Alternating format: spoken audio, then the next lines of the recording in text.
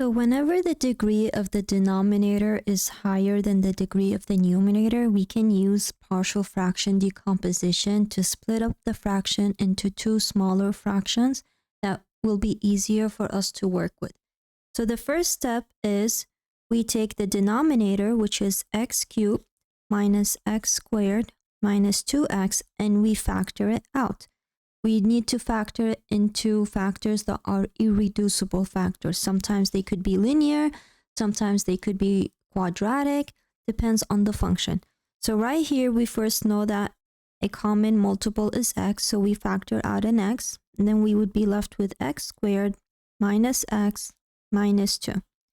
This could be factored further as x times x minus 2, x plus 1.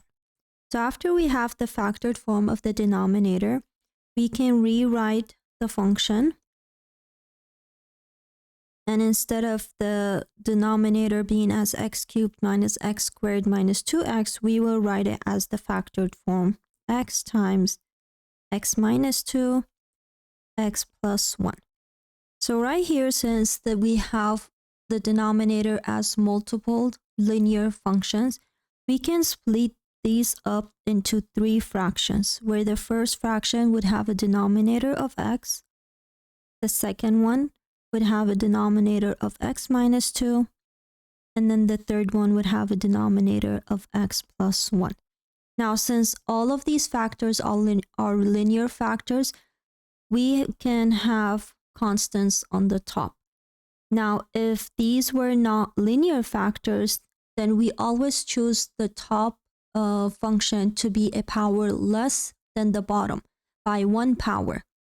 So right here, since these are linear functions, we have constants on the top.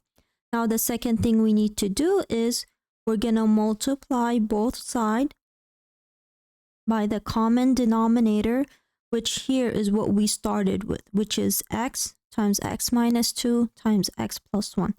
So we multiply both sides by the common multiple to get rid of the denominators.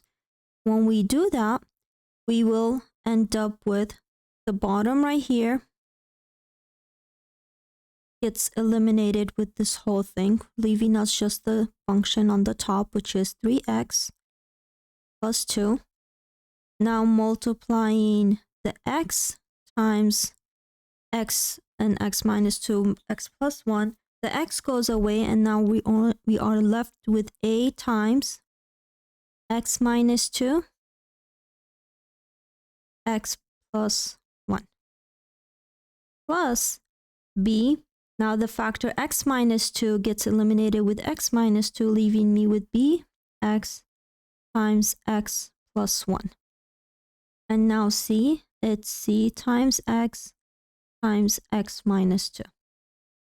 So now after I have this equation, I am going to use some algebra techniques to first get rid of the parentheses by factoring out the whole equation.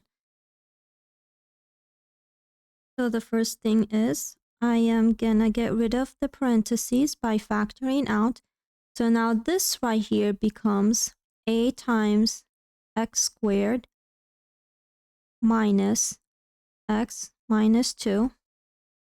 Plus, when I factor this out, it becomes bx squared plus bx, and then here plus cx squared minus 2cx.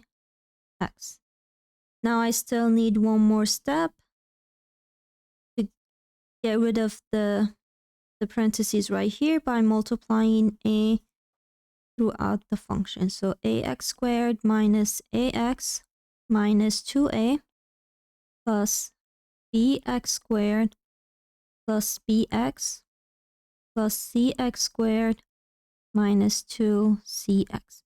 Now my next step is I am gonna group everything containing x squared together. So here, 3x plus 2. Now I have ax squared. I also have plus bx squared plus cx squared minus, now everything that has an x I am gonna group together, so minus ax and I also have plus bx minus 2cx. And now whatever that doesn't contain an x, which is minus 2a, is left right here. So now after doing that, I am going to factor out a common multiple. So notice that here, a common multiple is x squared. So I am going to factor out an x squared, leaving me with a plus b plus c times x squared. Minus, now right here, I have a common multiple of x.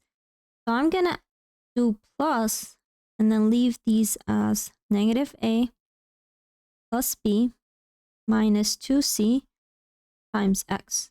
Now here, it's only a constant, so it's going to be left as it is.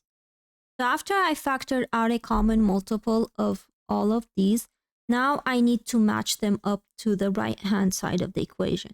So this tells us that the right-hand side equation is equal to the left-hand side equation. And the only way these could be equal is when we match the constants together. Now, the first thing I am going to do is notice right here that on the left-hand side of the equation, I do not have anything that contains an x squared where I can match it up with the right-hand side of the equation. So here, I will do a placeholder of 0x squared plus 3x plus 2 equal to a plus b plus c x squared plus negative a plus b minus 2cx minus 2a. Now I can match the coefficients. So now here I would create a system of equations in order for me to solve a, b, and c. Now here I have 3 unknown variables. In order for this to work, I need 3 equations. So my first equation is going to be the constant of whatever inside of x squared equal to a plus b plus c. So a plus b plus c is equal to 0. That's my first equation. Now my second equation is whatever in front of the x is going to equal to the constant in front of the x on the left-hand side of the equation. So here it's negative a plus b minus 2c is equal to 3. And now here, this is considered negative 2a to be a constant, and we set it equal to the constant on the left-hand side, which is 2. So we're going to name these equation 1, equation 2, equation 3. Now, the first thing we notice that equation 3, we can obtain an a value. So from equation 3, we have negative 2a is equal to 2. Divide negative 2 to both sides gives you negative 1. So a is equal to negative 1. So now we will be using this. However, the first thing I'm going to do before I apply the a, notice that equation 1 and 2 contain a, b, and c. So even if I input 1 into negative 1 into a, I still have 2 variables. So before I move on to doing that, I'm going to take equation 1 and I will subtract equation 2. So equation 1 minus equation 2. And here I am aiming to eliminate the b. So here I have a plus b plus c is equal to 0 minus negative a plus b minus 2c equal to 3. Now here I'm going to subtract the whole equation. So a minus negative a gives you 2a, b minus b gives you 0, c minus negative 2c gives you 3c equal to negative 3. Now here I am going to use this condition where a is negative 1 to solve for c. So 2 times negative 1 plus 3c equals to negative 3. Negative 2 plus 3c equals to negative 3. Add 2 to both sides gives you 3c is equal to negative 1. Divide by 3 gives you c equals negative 1/3. So now I have a value for a and c. I could choose either equation 1 or equation 2 to find my b value. I will be using equation 1.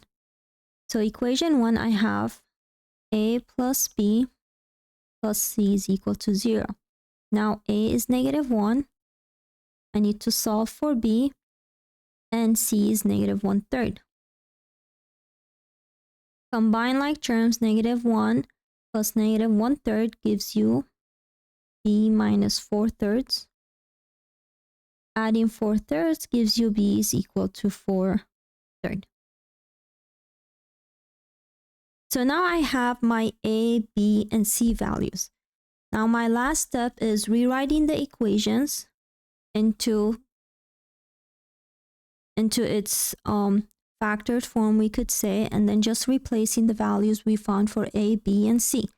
So right here, I would have 3x plus 2 all over x cubed minus x squared minus 2x equal to a, which is -1 over x, plus b, which is 4/3 over, I believe I set it to be x minus 2. X minus 2, and then c plus -1/3 over x plus 1. This gives you the final answer. You can also rewrite this as -1 over x plus half the fractions in the front, 4/3